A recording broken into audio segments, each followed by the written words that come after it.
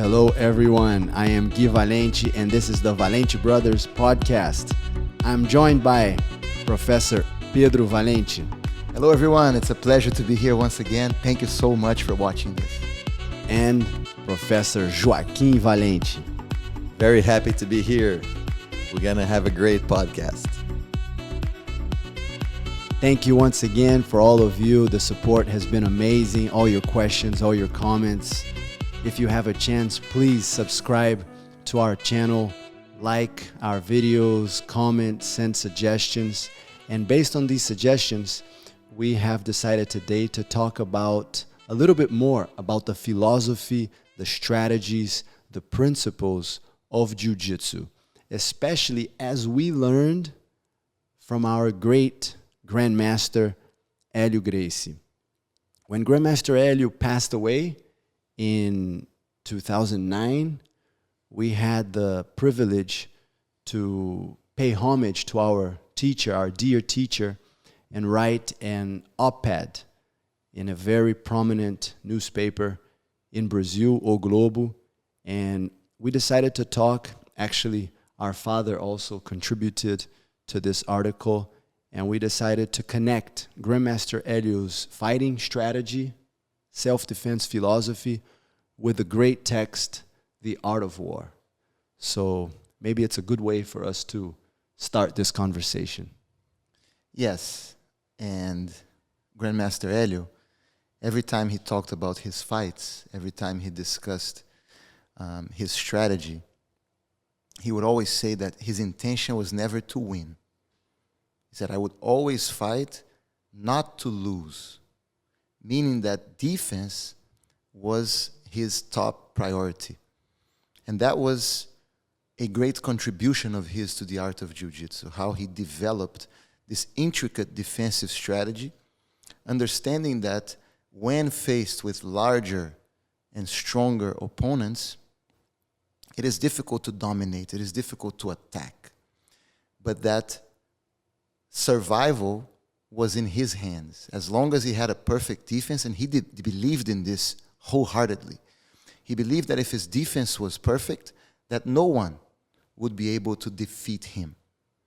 And he always said, if you don't lose, eventually you win.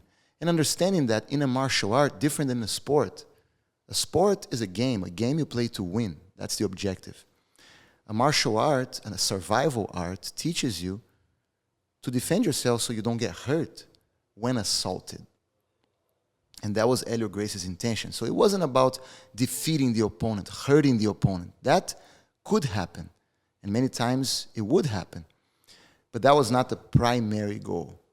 The primary goal was to make sure that the person using these techniques did not get hurt.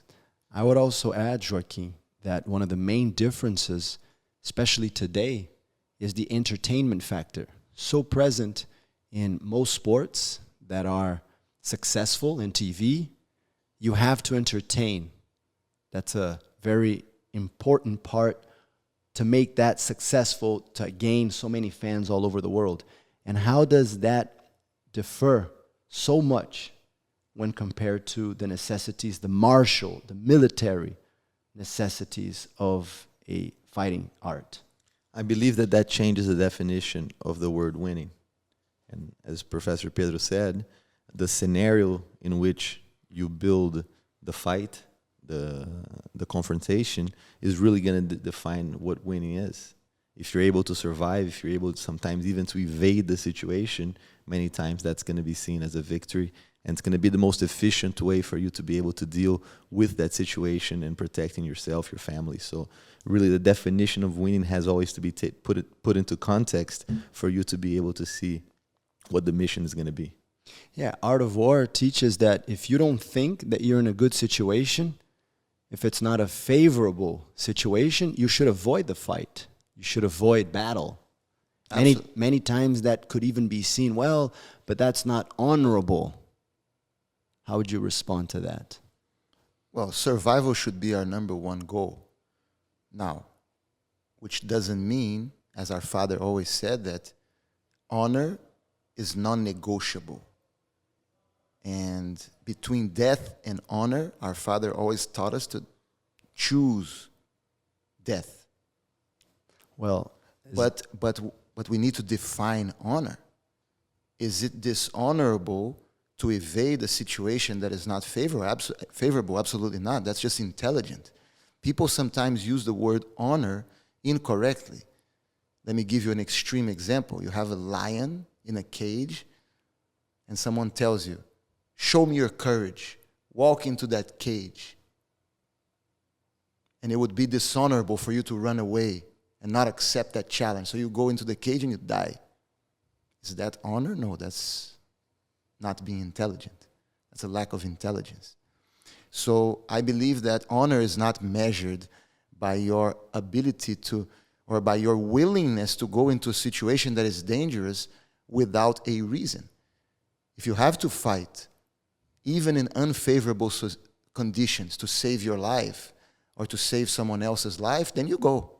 You go even if you are taking the risk to die.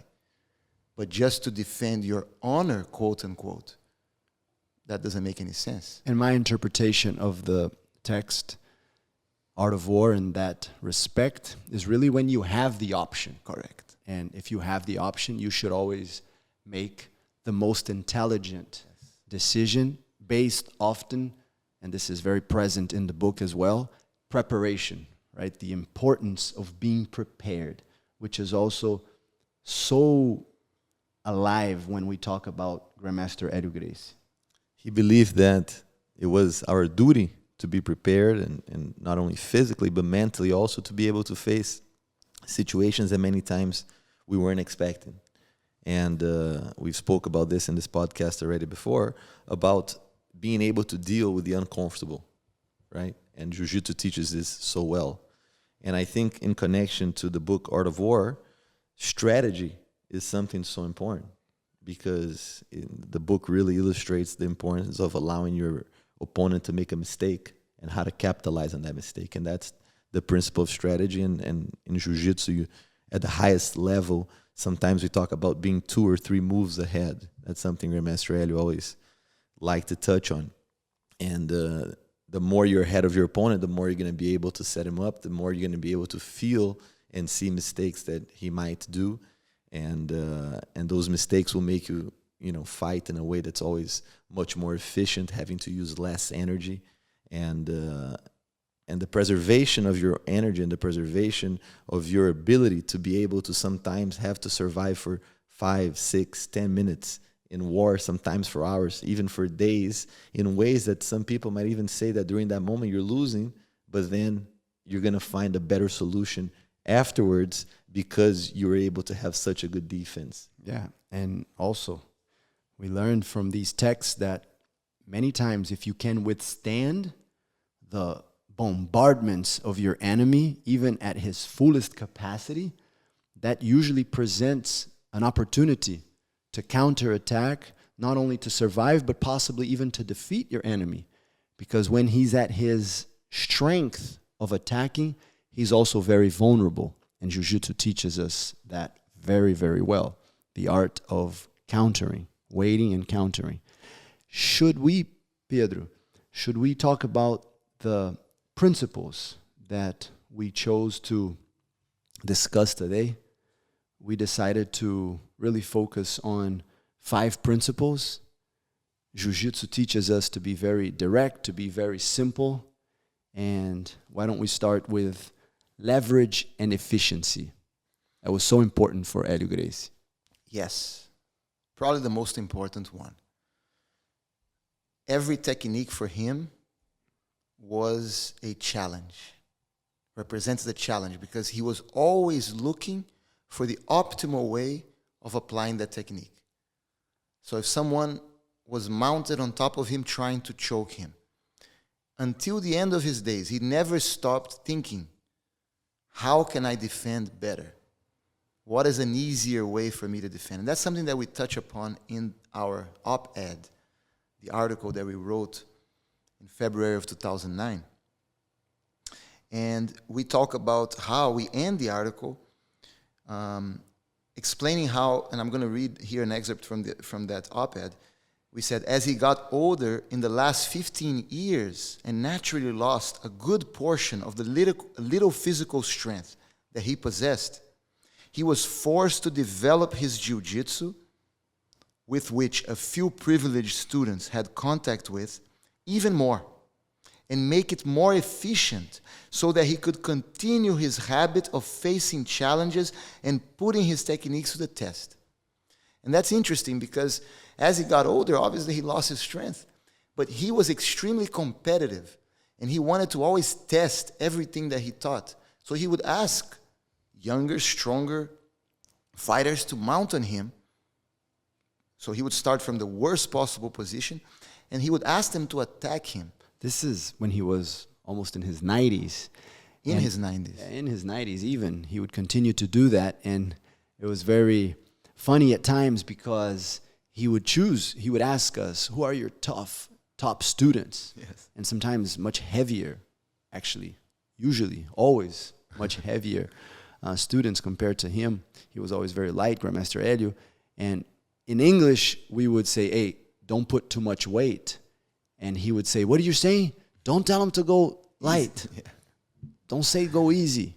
Tell him to go 100%. Yes, yes. And so he would. And we describe this here as these guys would try to defeat him without him attempting to escape, only defending. And people would not succeed, even though he was in his 90s, right? And all this was done, we say in the article, in order to prove to his students and everybody else that his defensive method would enable any person, even the weak, to become unbeatable. And the title of our op-ed is Unbeatable Defense. Now, in order to achieve this unbeatable defense, he had to use leverage. When he used the word leverage, that meant that he was finding the optimal, the most efficient way to move, to apply a technique. And that transcended Jiu-Jitsu. It transcended self-defense because he would apply that concept to everything he did, the way he would peel an apple, the way he would tie his shoes, every activity from his driving, from the most important and complex to the most simple, he would always want to find the best way, the optimal way. And that's a very important life lesson because in life, many times we become upset, we become angry, and we find ourselves in difficult situations. But in any one of those situations, there is one rule to follow. Think of what's the best thing that you can do given the circumstances. If you can't change the circumstances, what's the best course of action right now? And that's what we learn on the mat. If I'm mounted, I can't be upset that I got mounted. I need to think, what's the best thing to do here? Maybe I can't escape, but I can survive. Joaquim, efficiency. How is that important? I believe that efficiency is the result of leverage. If your goal is to always be as efficient as possible, you will have to find leverage. And I think our dad, really saw in Grandmaster Elio his continuous goal to improve on that efficiency and in the use of leverage, especially as he got older, as his strength and his physical abilities decreased. And that's when we believe that, Grandmaster Helio taught us the most. When I was born, Grandmaster Helio was 78, right? It was 74. 74.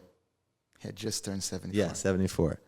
And to think that, he was able to teach me so much. And I remember having some, tough sparring matches with him.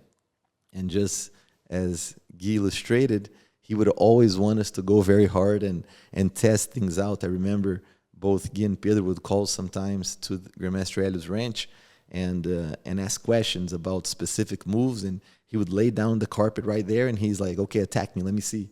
And there's one that comes into my mind, which is the defense against the shoulder lock from the mount, in which he would glue the elbow to the ground. Americana.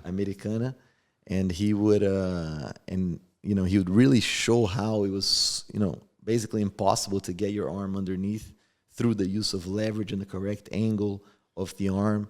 And so, the maximum efficiency. And this is something that Grandmaster Helio really passed it on to us, which is if you don't train looking for maximum efficiency all the time, and you just think, oh no, I only need this the day that I face against someone stronger. Because I'm strong and usually I'm facing opponents that are more or less my weight and my size, and I can, use my physical abilities. Overpower them. And the day that I need it, it's there, it's not going to happen. Because, the way you train is the way that you're going to fight. And if you always train to use your physical abilities, that's what's going to come under pressure in a moment of danger. And we've seen so many times situations where people try to overcome the other person is stronger, and the results are not good, not only by fatiguing, but putting yourself sometimes in some very bad positions, and not having one of the most important things, which is the ability to stay in the bottom, and having confidence and trust that your defense will give you the chance to be able to survive. And I remember so many times going through some very difficult situations and having tough opponents on top of me, and the defense really being, my safe and proof place where I knew that I could stay there, and it would give me the ability not only to defend, but to rest, and once the opportunity came up, escaping and getting on top. And I think that because we're talking about that, we can now move to another concept, which is fighting not to lose. Defense beats offense. And that, I think, created a big dilemma, as we said, between sport and fighting for survival, self-defense. In a sport, defense is not enough. You have to win, especially when points are scored for offensive behavior, right? For aggressiveness. And secondly, as Guy mentioned earlier, the entertainment factor. In a sport, there's an audience, and you want that audience to be entertained. And for that reason, we actually started our op-ed with this. Many Jiu-Jitsu practitioners, fighters, and even instructors, while devoting great respect and admiration to Grandmaster Elio Gracie, currently believe that his technique was becoming obsolete. This occurred due to the adaptation of his Jiu-Jitsu for tournaments with specific rules that limit the time of the match, prohibit the utilization of certain risky moves, institute weight divisions, and confer points for positional dominance. Consequently, the art of defense, which is essential in a street confrontation against a heavier and stronger opponent, lost great part of its purpose. A tournament match, through the scoring of points, primarily values offense and aggressiveness. And as Grandmaster Helio always emphasized, defense above all, his jiu-jitsu was being considered outdated. So Guy, let me ask you a question. You were a student of Helio Gracie for many years. You had the opportunity to be around him for almost 30 years. Would you have preferred to learn from him when he was younger? That's a great question. No. Of course, it would have been great to be around him when he was younger, especially based on all the stories he told us about his youth. But as he also told us, his jiu-jitsu improved. And it is very difficult to understand how his jiu-jitsu improved based on his physical limitations. But it's what Joaquim just said. His physical limitations, that was exactly what allowed him to become even more efficient, to understand the use of leverage at a much higher level. And many times he would tell us how some of his students, family members, would come to him and say, "Grandmaster, I found a way to do your move better." And he would respectfully always listen and appreciate the information that was being shared with him, but he would also tell us later, I would like him, whoever that person was, to try to do that move in a few years. I might not be around, but you guys will. And you'll remember this. Will they still have the physical ability they have now?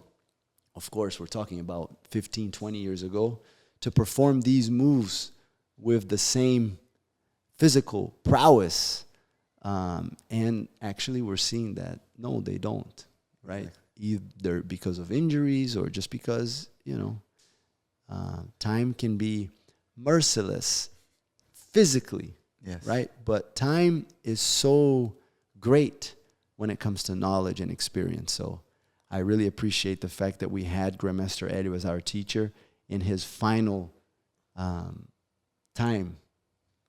Now, there's so many lessons, and I don't know if you both agree with this, and maybe not so much because both of you are already older, but there were so many messages and things that I think he would say that at the time, he even knew that my capacity to understand it, the message in its full potential, was not there. And today, so many things make more sense when you look back. And I think that's one of them because, he would really hit on the value of the defense. And, the sport, Jiu-Jitsu world was so big at a time that sometimes even myself, I would be like, but what about these moves? What about that moves? Shouldn't we be training more of that? And he was just focusing on defense and defense and defense. And today, it makes so much more sense because those lessons that he taught us, they really have, they're priceless. And they give us something that allows you to do everything else, but with the assurance that if you fall into that worst case scenario, you're going to have the ability to be able to defend. And that's a great point. Much beyond the mats, right? I think these lessons are really important for our lives outside the tatami, outside the mats. Because in a self-defense situation, if you have the ability to escape, to quickly resolve the situation, that's, of course, your number one strategy. You don't want to be trapped under someone for 30 minutes, for 40 minutes, for 1 hour. But the ability to be in that position, what we train sometimes in sparring, what we train sometimes in certain technical training systems, gives us such a empowerment when it comes to the ability to feel comfortable in the most uncomfortable positions. Yes. And I think that's maybe the most important lesson that Grandmaster Elio taught us. And that's a great connection with another principle, which is patience. And you like to say stay versus do. Correct. And I think it comes from Miles Davis. No, Miles Davis, I always use that as an example because I play the trumpet and I love jazz. And I love both Wynton Marsalis and Miles Davis. I always liked both of them. Two great musicians. But with different philosophies. And one time... Winston Marsalis was also a trumpet player. He's also a trumpet player. Yeah, he's still alive. Still alive. Great musician. Miles Davis already passed. Passed away. And Miles Davis, one time in an interview, he said that more important than the notes themselves are the spaces between the notes, the silence between the notes. So the notes are important, but the space between the notes is more important. And how do I relate that to Jiu-Jitsu? Many times, it's not what you do, it's what you don't do. And if a student tells me, I'm going to start sparring, what's the best advice that you can give me? Don't try to do too much. And sorry, Pedro, that's so contradictory to what we often hear in the sports world, where Jiu-Jitsu masters are trying to find a way to make competitors do more, attack. For what reason? Which is to entertain. Yeah, but which is necessary for competition, right? Correct. For that, it's great. When people criticize competition, even people from the self-defense camp, people who like to think that they teach Jiu-Jitsu for self-defense, and they want to criticize competition. What's usually the number one criticism? In Portuguese, Yes, stalling. stalling, amarração, stalling. Why? Because it makes the match boring. I think stalling is great. Actually, the word in Portuguese, amarração, means tying up. Yeah. And that's actually something very good in fighting. Tie up your adversary. So he cannot move. If my adversary cannot move, he cannot hurt me. The fight between Elio Gracie and Valdemar Santana is considered the longest fight in history, but it could also be considered, according to the newspapers of the time, the most boring fight in history. They were laying down in the same position for about 3 hours. Because Elio Gracie was not looking to entertain anyone. He was fighting somebody much younger, somebody much stronger, That knew his style. that knew his style. Yeah, and Valdemar Santana, the same. Did the same. Knowing Grandmaster Helio's style, he did not fall for Grandmaster Helio's trap, which was the weight. And that's probably what made the fight so difficult for both, and especially for Grandmaster Helio, Who was already older. he was fighting his students. So Yes. Valdemar Santana knew his most valuable trick, which in the art of war, that's a big problem. That sounds like a good chess game. If your Yes. enemy knows your... And it's interesting because, I Weapons. think chess is always compared to Jiu-Jitsu, and people say that like Jiu-Jitsu is like playing chess and swimming at the same time. But it's only a chess game if you apply the strategy of chess, which involves patience. So many times, I think chess is incorrectly compared to Jiu-Jitsu, just because if you're just, trying to do your moves and Impose your will and use your strength, then it's just like, showing up to play chess and grabbing all your pieces and throwing across Yeah. the table on the other side. I really like the name submission grappling or submission wrestling. I think that in many ways, sport jiu-jitsu focuses more on the wrestling aspect of grappling With finishing locks. with finishing locks. Correct. So- Correct. And I think that this concept of... And Pedro, why do we say that very briefly so that we back up this position? Because of the definition of jiu-jitsu, which means yielding flexibility. which we're going to get to in a second. Yes, and we're going to talk about Sun Tzu, the art of war, and we need to understand the relationship between Jiu-Jitsu and the formation of Jiu-Jitsu and the Chinese classics, the Tao Te Ching by Lao Tzu and the Art of War by Sun Tzu, texts which were very popular in Japan at the time and which influenced tremendously the development of Jiu-Jitsu. But I just wanted to say something about patience and this concept of stay versus do. I think relating this to how we live our lives off the mat, this is one of the greatest antidotes for anxiety. Because when we are in an anxious state, we want to do something, right? We fiddle, we want to see the phone, we want to do something, and we're anxious because we feel like, and people say, I'm bored, I have nothing to do. When there's turbulence in an airplane, often Yes. people who are very anxious want to get up. Exactly. And so when I tell people about sparring and I tell people I give them this advice on how to spar, I say, anytime you are in a position, because people ask me, Pedro, when someone mounts me, what do I do? When I'm mounted on someone, what do I do? I said, that's not the right question. The right question should be, how do I stay? How do I stay? If someone mounts on me, how do I stay here and not lose and not get choked and not get punched and not get hurt? So I'm going to read the Art of War, which is, it seems like Elio Gracie had read this. I don't think he did. Maybe he did. Maybe he did.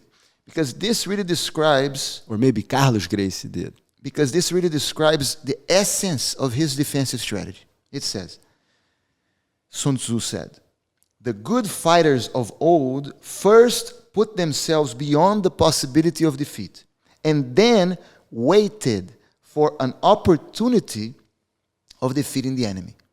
Escaping the mount is the same thing. You don't escape when you want. You escape when there is a chance, and that chance is provided by the opponent. Yeah, an opportunity. I was teaching a class to a private student, Scott, the other day. He's a white belt. He just started recently. And he said, when I was explaining, he's just started to spar. And he asked me, what's your main advice? And I was telling him this, stay, don't. And he said, wow, this reminds me of racing. I like to race karts. And when I'm behind and I reach the front back, the biggest mistake is trying to pass too quickly. Overtake too quickly. To overtake too quickly. You stay behind them, stay close, and watch for a mistake. When that car makes a mistake, that's when you overtake.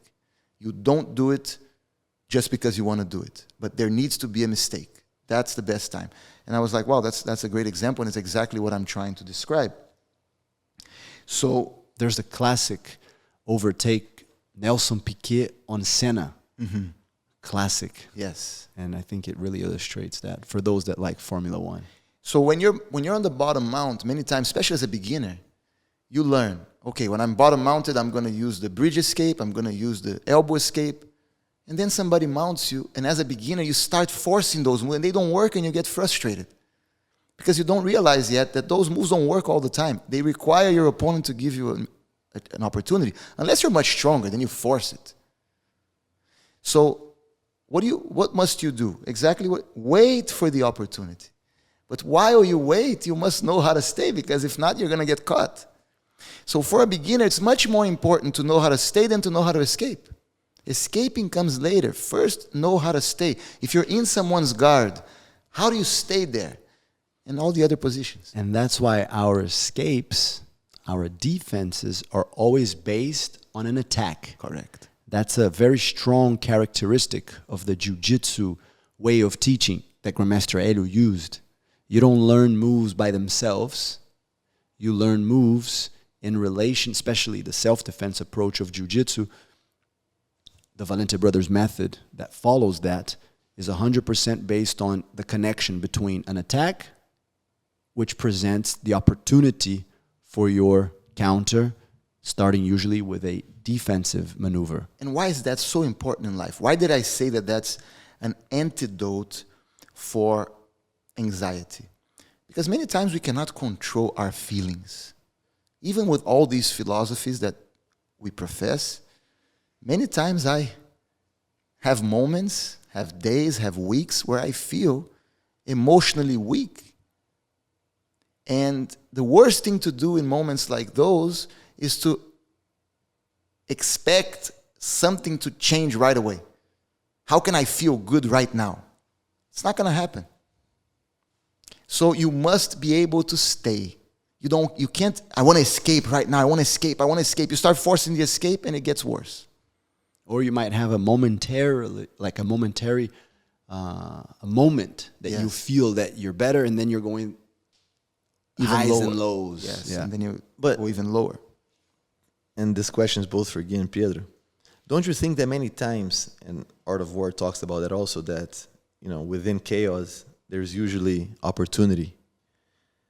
Don't you think that many times there is an opportunity to escape, but because the person is not patient and has confidence in their ability to be able to defend and stay there, then they're never able to see the real opportunity. They never recognize. And they usually try to go for what they want. Because a lot of times when we explain this philosophy, people say, okay, so I'm going to be there for how long?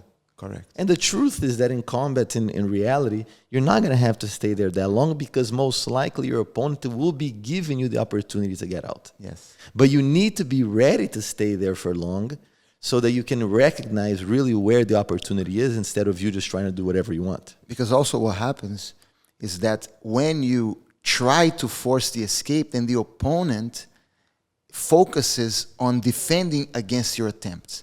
But when you stop trying and you wait, then the opponent starts attacking and feels that you're not really trying, gets comfortable, and then the opportunity is going to come. The example that I use when I teach for that is this. Imagine a door. If the door is closed, you stay. The door is locked, it's a big door, you cannot break the door. So you stay. But the moment the door opens, which is when the opportunity appears, you must leave.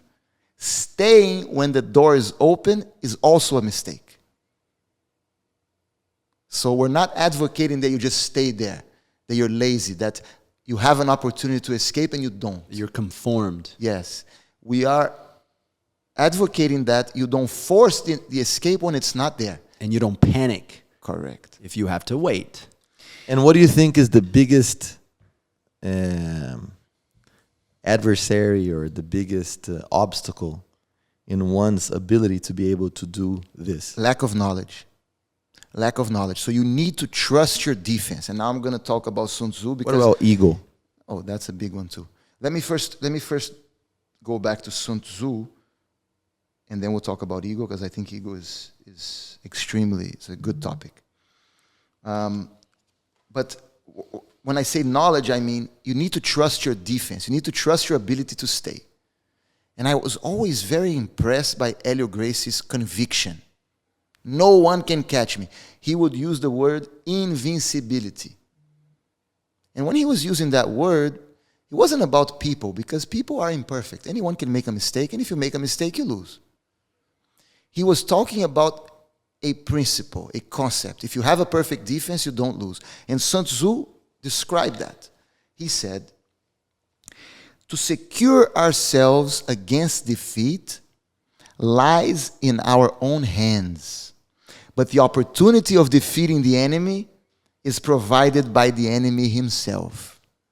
Thus, the good fighter is able to secure himself against defeat, but cannot make certain of defeating the enemy.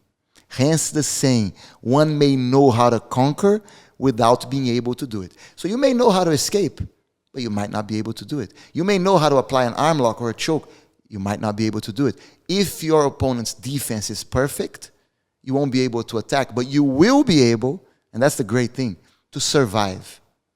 Because that's always in your own hands, according to Sun Tzu and according to Elio Gracie. So learn the defense. And once you know that you can defend against every attack, then you can be comfortable. And you also can be sensitive and alert so that the moment the door opens, you're out.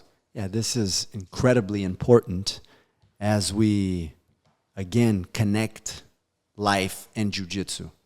If we try to go through life, and this starts early with children, if we try to go through life always escaping the realities of discomfort, the challenges, it could be health-wise, mentally, emotionally, we're not actually growing.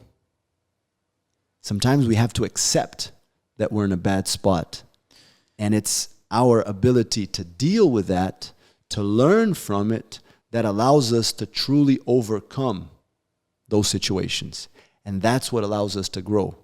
We need to suffer in order to grow. Yes. Life is a battle, constant battle. For sure.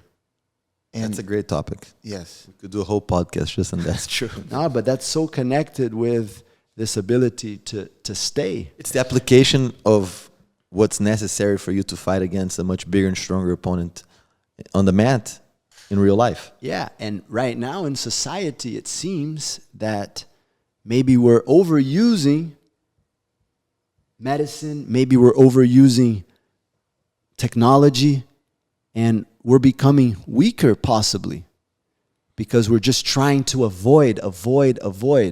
Yes. And yes, sometimes avoiding is important, but we understand that many times we cannot avoid. And if we cannot avoid, we have to stay and we have to suffer so that we can learn how to overcome. And also the cost. How are we avoiding?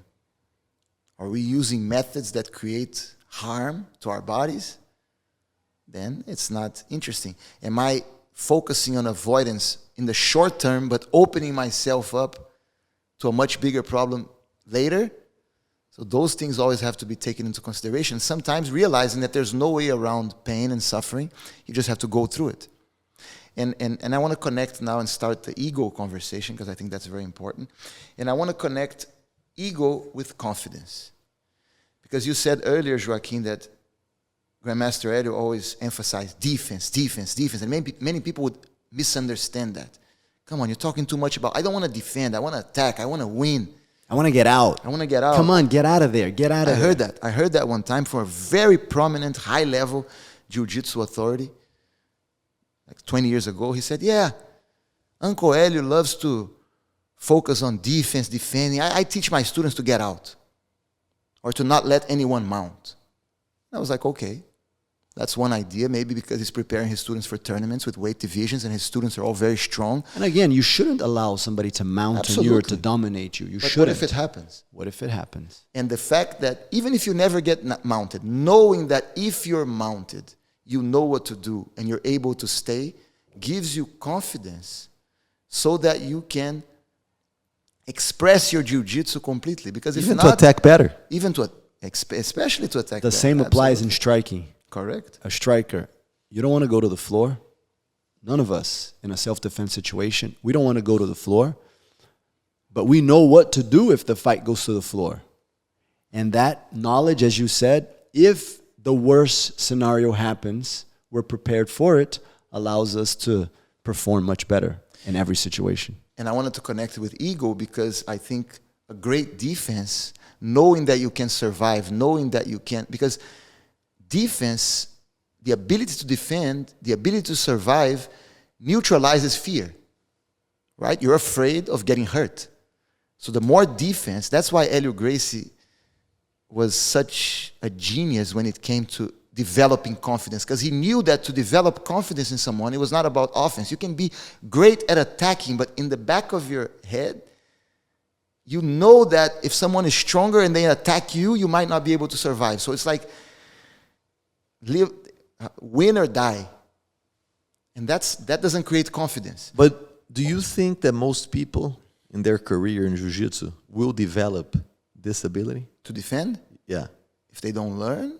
No. No, sport jiu-jitsu doesn't teach that. Doesn't teach that. Because Wrestling you're doesn't losing. teach that. You have to get out. You have to get out. Get out. Get out right away. Would you say that this is something that really has to put a lot of emphasis for one to be able to develop this ability, and that most people don't learn this ability to its full capacity? That's why we said in the article that Elio Gracie was being considered outdated, because they would look at that and not find it interesting because they didn't want that. It was boring, and it wouldn't help them win those tournaments. So, but let me try to relate it to ego. To me, ego is lack of confidence. So when you have someone on the bottom who is not confident, they have a point to prove to themselves and to others. And so being in those inferior positions doesn't make them feel good about themselves. And so they don't like it, and they don't even want to think about it. And when they're there, they just want to get out, and they feel angry, and they're upset because they feel like they're being dominated. And they don't want to and nobody dominates me, nobody mounts on me. No, that's an insecurity. And so what's the way to remedy that? Through confidence. And how do you create confidence? Eliminating fear. And how do you eliminate fear? Defense, defense, defense. And that's why Elio Gracie, and I'm sure both of you remember this very well, Elio Gracie said that the best way to measure a fighter's will to survive, his courage especially, was not when he was on top, was not when he was winning, when he was dominant. It was when he was in disadvantageous positions. That's when you see the likes of how the person really performs under difficult situations. And he could see that. Many people, the public many times cannot see that. They love the knockout. They love but let me tell you, I tell my students this. If you're in a street fight, do you want a boring fight or an entertaining fight? I want the fight to be as boring as possible. Number one, I don't want the fight to happen. I want to avoid it. I want to stay away. I want to defend. So this, I remember when Grandmaster Pedro was criticizing tournaments, some people were like, yeah, too much stalling. We want to bring back an offensive jiu-jitsu where people always go for the submission. Just don't worry about the points. Go for the submission. I disagree with that completely. Yeah, we respect if you're trying to sell pay-per-view. Correct. If you're trying to make something more to entertain more people. Now, it's again, Jiu-Jitsu, we talked about this recently. The history of Jiu-Jitsu is also connected. The modern history of Jiu-Jitsu is connected to circus. Right? And if you're trying to create a spectacle, MMA as well, the roots of it are connected to the circus. Yes. And if you're trying to create a spectacle, that's completely different. Yeah, than when I say I'm survival. against it, I'm saying I'm against it for our purpose. Yeah, for combat. For self-defense, for combat. Now, for sport jiu-jitsu, it's great because that's what you have to do. Yeah. And I think, you know, that's where there's a lot of mix-up, because sometimes people try to use, you know, those skills and that practice for combat, and people, you know, we don't do it, but maybe some people that focus on combat maybe want to do that for competition. But I think that, you know, we spoke about ego, but another issue that I see in the ability for one to develop that you know, those skills and that mindset of being able to be in the bottom and to value that, is to really see sparring as a lab. And a lot of times people see sparring as a way to gauge, who's better, me or you, right?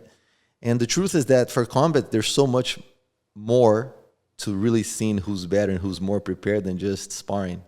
Especially when you're not sparring with strikes, especially when you're not starting from stand-up, especially when you're not using improvised weapons and you're fighting for weapons and all that. Yeah. So if you're looking at sparring as a lab, then you have to consider that most of the times when you're training, you're going against people who are more or less your size. Sometimes you have someone who's much smaller going against someone much bigger. But if you think on the street, usually someone smaller is not going to come to pick a fight with you. It could happen, but usually it's not the case. The problem that you're going to have in your hands is when someone much bigger and stronger is coming at you and picking a fight with you. So you have to train in the lab considering that could happen. And then if you consider that could happen, you have to almost take off your strength. You know, I think of a good friend of mine here who's a very strong guy, and I teach him often. And I have to remind him all the time, saying, I know that if you wanted to, you could just stand up now from bottom mountain, you're going to get most people out. Train But for the day you train- fight somebody who's So stronger than you. Sun Tzu says that. Look what Sun Tzu says. Standing on the defensive indicates insufficient strength. Attacking a superabundance of strength. And Elio Gracie was always thinking about a situation where your strength is not sufficient, because is inferior, because strength is relative. I'm very strong. I'm extremely strong right now compared to a 10-year-old boy. I'm a monster. Right? It's all relative. You're stronger than that. So even the strongest person in the world is going to be weak. Not the strongest person in the world, but even a very, very strong person. Well, compared to an elephant. Correct. So, As our father used to say, So you cannot let's- arm lock an elephant. correct. So let's talk a little bit about yielding. It's part of pretty much everything we have discussed, but that would be number 4. After patience, yielding. That's the definition of jiu-jitsu. And that's why we mentioned that many times the expression of jiu-jitsu that we see today, in some ways or in many ways, antagonizes the very definition of the word jiu-jitsu. Yes, because even President Teddy Roosevelt, he differentiated jiu-jitsu and wrestling. He established President Theodore Roosevelt, Yes. who actually practiced jiu-jitsu in the White House, Yes. learning from a Japanese yes. emissary. Yes, and he said that wrestling is a sport where you are using technique, but strength is very important. In jiu-jitsu, it's not a sport, it's for survival, for life and death, and you use your opponent's strength to your advantage. So the main difference is that in jiu-jitsu, you often don't resist.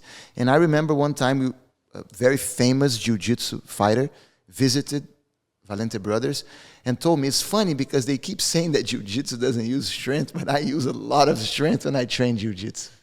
Right? And that's because he was an athlete. He was a fighter. He said, I never understood this thing, don't use strength. I use strength all the time, a lot of strength the whole time. Jiu-jitsu requires a lot of strength. Especially when two jiu-jitsu Correct. guys, two jiu-jitsu experts practice. So the concept of It yielding, neutralizes a lot of these principles.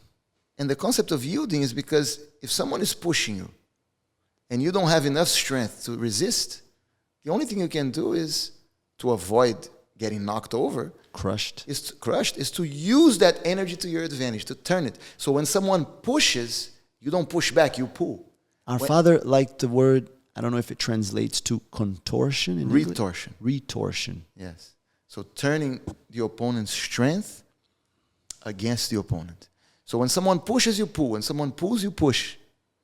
Right? And Jigoro Kano really explained this concept extremely well when developed his judo teaching method. And it's the definition of the word jiu-jitsu. And I think there's a reason why that character is there. It's to remind us every day that if you're using strength and you're resisting, you're not really doing jiu-jitsu. Because when we Westerners, non-Japanese practitioners, use the word jiu-jitsu, we don't recognize the meaning. Jiu-jitsu just means jiu-jitsu. But when a Japanese person says that word, they're saying art of yielding, art of soft art, gentle art, not using strength. So it reminds them of what it is. For us, we must sometimes be reminded, wait a minute, if you want to call what you do jiu-jitsu, then you need to be relaxed. You need to yield. You need to use your opponent's energy and not impose your will, dominate, be aggressive. That's great, but that's not jiu-jitsu in its original meaning. And there's even an ethical component to that as well. Some might call it spiritual, but I think ethical really defines the principle of self-defense in respect to never attacking someone. Because even if you preemptively attack, you're actually reacting already to a certain situation that then requires a surprise strategy. But we're always, as jiu-jitsu practitioners, we have the responsibility not to cause harm without a reason. And that reason is usually an action, an attack. And I think that goes a long way in creating a better society. Yes, and you mentioned the preemptive strike. We say this in the article, in the op-ed. We say that offense can only be used in two situations. An aggressive attack. Either with the element of surprise or when you have sufficient strength. Otherwise, defend, yield, and use your opponent's strength to counterattack. And the ethical element is extremely important. We don't want to hurt anyone. We learn from Elio Gracie not to believe in revenge, and we don't believe that we should teach someone a lesson through violence. Not only that, we consider that to be unethical, but it's also illegal. And the art of war teaches that. Correct. That if you try to teach a lesson, if you hurt your enemy beyond a reasonable point, you'll actually lose. Beyond what you need to do to survive. Sometimes we attack, sometimes we'll knock someone out. Right? But it's never because I want to hurt someone. It's because I'm doing what I need to do to be able to survive. And I shouldn't do even 1 millimeter more than what I need to survive. Otherwise, that's when you become immoral. Correct. So, the final of the 5th or the 5 principles, range awareness. Distance understanding control. Range. Yes. So I often, when we teach clinching, we teach closing the distance, we often talk about a military quote that says, if your enemy is in range, so are you. Exactly. Yes. Very true. Joaquim that likes to practice shooting. I think the awareness component there is so important because a lot of times we will tunnel vision in what we want to do, right? And that's one of the signs that most likely we're not yielding, that we're not feeling, that we're not taking everything that our opponent's putting out as an opportunity to be able to not only know exactly what his intention is, but also know exactly where he is, which in this case, allows us to be able to range him and to be able to determine what are my options. So the awareness factor has to be present at all times. Because if you're aware, you're going to be thinking of your defense. And within the ability to defend, it's the ability to feel, the ability to take everything that your opponent is basically thinking of attack, of counterattack, and then the best solution might come out of it. When we compare it to combat, Sun Tzu talks a lot about the strategy of making your opponent believe when you're in your strongest position that you're actually very weak, and sometimes when you're very weak, making yourself appear very strong. And I think this applies so well to distance, right? He talks also about confusing your opponent. And the only way that you're going to be able to confuse your opponent is if the correct application of strategy, if you can be in a relaxed state of mind for you to be able to come up with ways that you can confuse him. So I think it has a very important connection to combat. And that awareness comes from understanding where and when you are exposed and when you're not. So the first thing is understanding, for example, when it comes to striking. Every strike has a perfect distance. Mike Tyson is a great puncher, but if he's not in the perfect distance to throw a punch, he cannot punch me. He needs to put himself in that perfect distance. So the Jiu-Jitsu strategy is don't stay in that distance where he's going to be able to hurt you. Either stay far, or too close. We rather stay away, but sometimes it's not possible. And that is a test of our courage. A very famous American military leader, general, I don't know if it was Patton or MacArthur, said that the way he defined courage was in someone's willingness to close with the enemy. The definition of courage is in the willingness that someone has to close with the enemy. So sometimes you stay away. But when staying away is not possible, you must be ready mentally to close. And I tell my students that they should make that decision now. If they haven't made it yet, they must decide that if they are attacked, they're going to fight back, that they're going to resist, that they're going to try to, if someone is already in your face punching you, you're not going to shy away from that. And that's a decision that needs to be made before, because if you wait to make that decision when you're attacked and you never thought about before, you might freeze. And we see that happening all the time. So it's important to say, I want to avoid fights as much as I can. But if someone attacks me physically and it's already happening, I will fight back, and I'm willing to close with my enemy. Now, you said that mentally you should be prepared, and you have to be mentally, emotionally prepared, and you can do that on your own. But definitely physically you have to be prepared. And what do I mean by that? You are always, according to your age, according to your condition, you're always taking that responsibility of being prepared as much as you can. And what are the steps? Well, you have to practice Jiu-Jitsu in a very complete way, understanding everything that could happen to you. You have to exercise. You have to take care of your health. I think the 753 code that we teach, our philosophical code, especially the 5, teaches that very well. So we have that responsibility.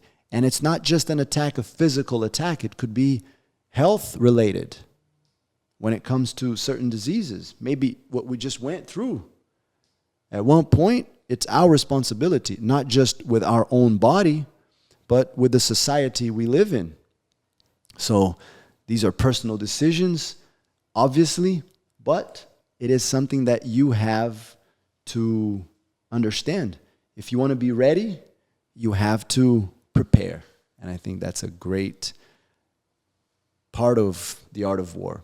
Preparation. And we spoke about this in the beginning, and I think a great way that I a lot of times convince students to train more with this mindset is telling them, I can tell you love Jiu-Jitsu. The time and the effort that you put into improving is something that I can tell that it's a passion. Would you want to be able to do this until the later ages of your life? And if the answer is yes, this is the only way. Because there will be a day where your physical abilities will start decreasing. And if you wait for those days to then try to change, most likely you're not going to be able to do it. And training jiu-jitsu like that, even when you're young, it takes a toll. You're slowly hurting your body when you train jiu-jitsu. Yeah, we've seen this so much. You're going to contribute for the time where you can no longer do that happen even faster. It's actually what Grandmaster Elio said, the story I referred to earlier, when Grandmaster Elio had some of his students come to him and say, no, I have a better way of doing this move. I have a more efficient way, according to them, of doing this move. That's exactly what he was referring to. Let's see, in 10, 20, 30 years, let's see how you are physically to see if you can really do those moves. And a lot of people say jiu-jitsu is very healthy. Well, it depends on how you practice. I think there's a healthy way to practice jiu-jitsu and an unhealthy way to practice jiu-jitsu. There's a way to practice jiu-jitsu where it's going to help you reach an older age with a very strong and healthy body, but there's also a way where your body is going to be destroyed. And I choose to practice in a way where I'm preserving my health. You know, you said in the beginning of this podcast, you said that our father contributed to the op-ed, which was signed by the three of us. And I remember one specific suggestion that he made, which was this, because we said, Elio Gracie developed his style of jiu-jitsu to empower the weak. His teachings prioritize defensive tactics. And now comes our father's suggestion, which depend on, so he's saying defensive tactics depend on two factors according to our father.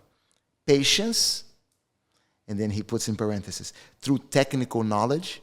So he said the way to be able to achieve patience is by having the knowledge, and endurance, and then in parentheses, through rational nutrition and a healthy lifestyle.